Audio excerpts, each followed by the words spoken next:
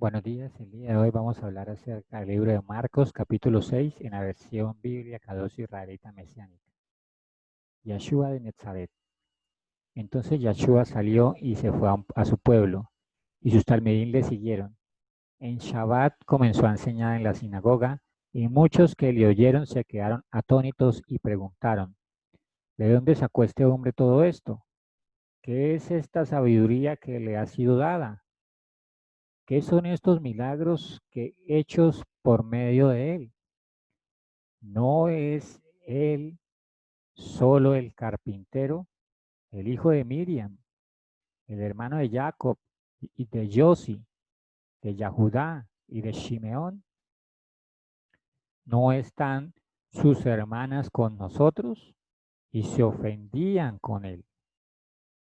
Pero Yeshua les dijo, en el único lugar que la gente no respeta a un profeta es en su propio pueblo, entre sus parientes y en su propia casa. Así que no podía hacer milagros por allí, nada más que imponer manos sobre unos pocos enfermos y sanarlos. Él estaba sorprendido de la falta de confianza de ellos.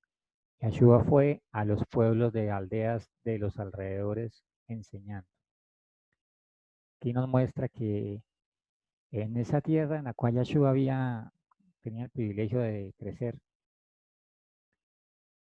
en Nazaret, él no creían en él porque vieron cómo creció, como de niño a hombre.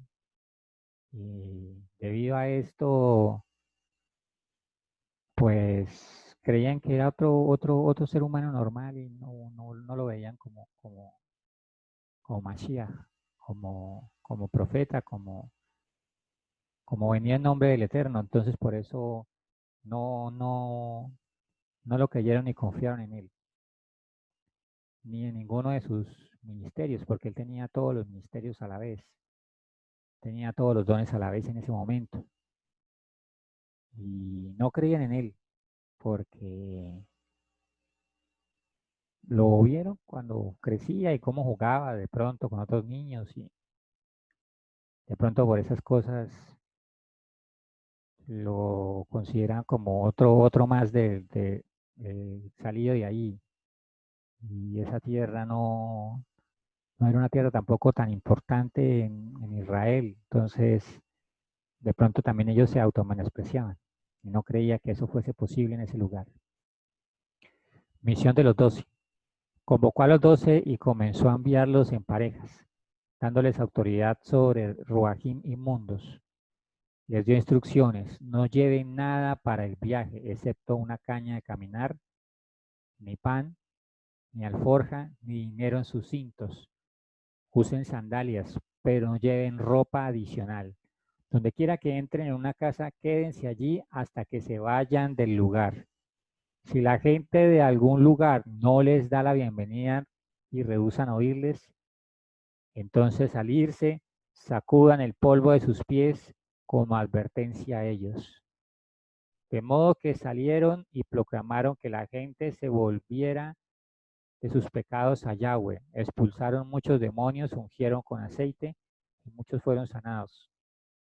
El eterno Yahshua les dio autoridad, les dio potestad a los 12. Incluso el mismo Yahudá, el mismo Judas que lo traicionó, él también le dio esa misma autoridad. Y aquí dice que los 12 hicieron todas estas cosas, no solamente los que le seguían, sino también el que le iba a traicionar. Así que también experimentó el poder del Eterno, porque él también fue un instrumento del Eterno para hacer todas estas maravillas. Muerte de Juan el Bautista. Mientras tanto, el rey Herodes se enteró de esto porque la reputación de Yeshua se había difundido. Algunos decían, Johanan el que sumerge ha sido levantado de entre los muertos. Por eso estas señales milagrosas se están operando en él. Otros decían, es Eliyá, y aún otros, es un profeta como uno de los de la antigüedad. Pero cuando Herodes oyó esto, dijo, Johanan, a quien yo decapité, ha sido resucitado, porque Herodes había mandado arrestar a Johanan y le había echado en prisión atado con cadenas por causa de Herodías, la mujer de su hermano Felipe. Herodes la había tomado por mujer, pero Johanan le había dicho, violas la Torá, tomando por mujer a la mujer de tu hermano. De modo que Herodías tenía rencor contra él y quería que lo mataran, pero esto no lo podía hacer, porque Herodes tenía temor de Johanan y le protegía, porque sabía que era un sadit, un hombre kadosh, un hombre santo. Cuando le oía, se quedaba muy molesto, pero aún le gustaba escucharle. Pero finalmente llegó la oportunidad. Herodes dio un banquete en su cumpleaños para sus nobles, oficiales y los hombres prominentes de Galilea. La hija de Herodías entró, danzó y deleitó a Herodes y a sus huéspedes. El rey dijo a la joven, pide lo que quieras y te lo daré. Y se inclinó ante ella diciendo, cualquier cosa que me pidas yo te daré, hasta la mitad de mi reino. De modo que ella fue a ver a su madre y le preguntó, ¿qué le debo pedir? Ella respondió, la cabeza de Johanan, el que sumerge. Enseguida corrió al rey y anunció su petición. Quiero que ahora mismo me des en una bandeja la cabeza de Johanan, el que sumerge. Herodes se espantó, pero como había jurado ante sus huéspedes, no quería romper su palabra a ella. De modo que el rey inmediatamente mandó un soldado de su guardia personal con orden de traer la cabeza de Johanan. El soldado fue y decapitó a Johanan en la prisión. Trajo la cabeza en una bandeja y se la dio a la joven. Ella se la dio a su madre. Cuando los talmidín de Johanan oyeron esto, vinieron y se llevaron el cuerpo a una sepultura.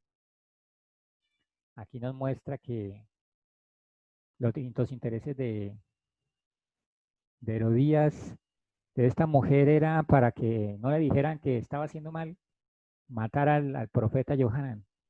La cuestión es que así lo mataran, ella seguía haciendo mal, porque ya le había sido revelado el pecado y ellos conocían de antemano qué era la Torá y qué era la Tanaj y qué era lo que decían, y que no se podían casar con sobrinas, porque estaba prohibido en el libro de Levítico, pero a ellos no les importaba, era más un asunto político para continuar un poder, pero el Eterno sabían de antemano que no les era permitido y no les gustaba que los profetas o los hombres que venían en nombre del Eterno que decían su palabra les dijeran estas verdades. Entonces muchas veces eso les llevaba a ellos a morir.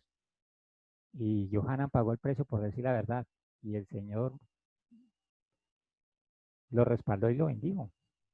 Porque, bueno, él proclamó que quién era el Mashiach y continuó diciendo la verdad hasta el último día. Y le costó su vida, sí, pero fue cumpliendo la voluntad del Eterno.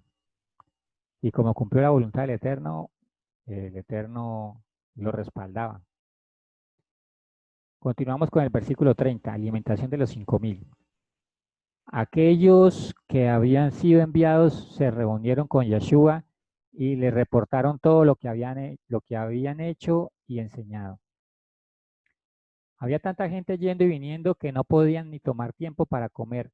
Así que él les dijo, vengan conmigo solamente ustedes a un lugar donde podamos estar solos y puedan descansar. Se fueron ellos solos a un lugar desierto, pero mucha gente, viéndolos salir y reconociéndoles, corrieron delante de ellos por todos los pueblos y llegaron antes de ellos. Cuando Yeshua llegó a la costa, vio una gran multitud, lleno de compasión por ellos, porque eran como ovejas sin pastor, comenzó a enseñarles muchas cosas. A esta hora ya era tarde. Los talmidín vinieron a él y dijeron, este es un lugar remoto y se está haciendo tarde. Dile a la gente que se vaya para que puedan comprar comida para sí mismos en las haciendas y pueblos cercanos. Pero él respondió, denles algo de comer ustedes mismos. Ellos respondieron, tenemos que gastar miles en pan y dárselos para comer, que coman pan. Y él les preguntó, ¿cuántos panes tienen? Vayan y a averiguar. Cuando averiguaron, dijeron, 5 panes y 2 peces. Entonces ordenó que toda la gente se sentara en grupos sobre la hierba verde.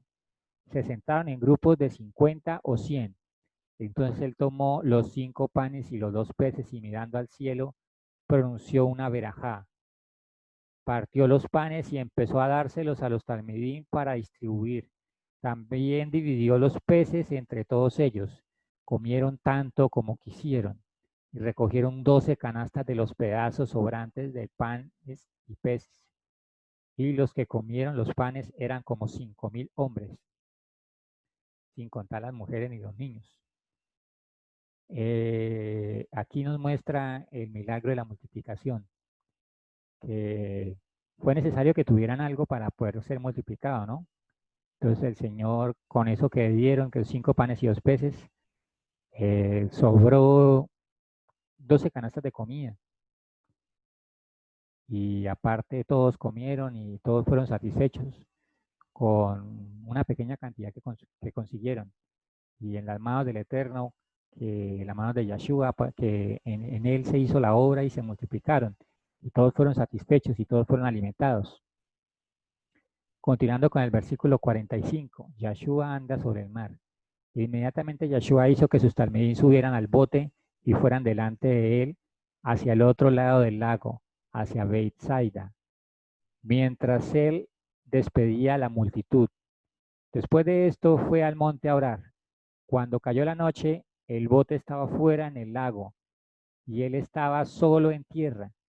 Vio que tenían dificultad remando porque el viento estaba en contra, de modo que alrededor de las 4 de la mañana vino a ellos caminando sobre el lago y quería llegarse a ellos, pero cuando le vieron caminando sobre el lago, creyeron que era un fantasma y soltaron un alarido, porque todos le habían visto y estaban aterrorizados. Sin embargo, él les habló, valentía, les dijo, soy yo, dejen de tener temor. Entró en el bote con ellos y el viento cesó. Ellos estaban atónitos porque no entendían sobre los panes. Por el contrario, sus corazones se habían puesto como piedra. Aquí nos habla de que Yahshua podía hacer ciertas cosas que no eran concebibles normalmente, porque el Eterno lo respaldaba. Entonces él podía manipular la naturaleza, podía caminar sobre el agua y hacer otras cosas. Continuando con el versículo 53. Yahshua sana a los enfermos en Genetzaret. Después que había cruzado, llegaron a la tierra de Ginosar y anclaron. Tan pronto como subieron del bote, la gente le reconoció y comenzaron a correr por toda la región para traerle enfermos en sus camillas a cualquier lugar que oían que él estaba. Donde quiera que iban pueblos, aldeas y ciudades, la gente ponía a los enfermos en las plazas de mercado. Le rogaban que solo dejara tocar tan siquiera los tzitziyot de su manto, y todos los que los tocaban eran sanados. El respaldo que el Eterno le daba a Yahshua, porque Yahshua venía a cumplir su voluntad y hacer lo que él le dijo que hiciera. Entonces le daba entonces esa posibilidad de sanar y hacer todo ese tipo de cosas. Bueno, muchísimas gracias por su atención y hasta una próxima oportunidad.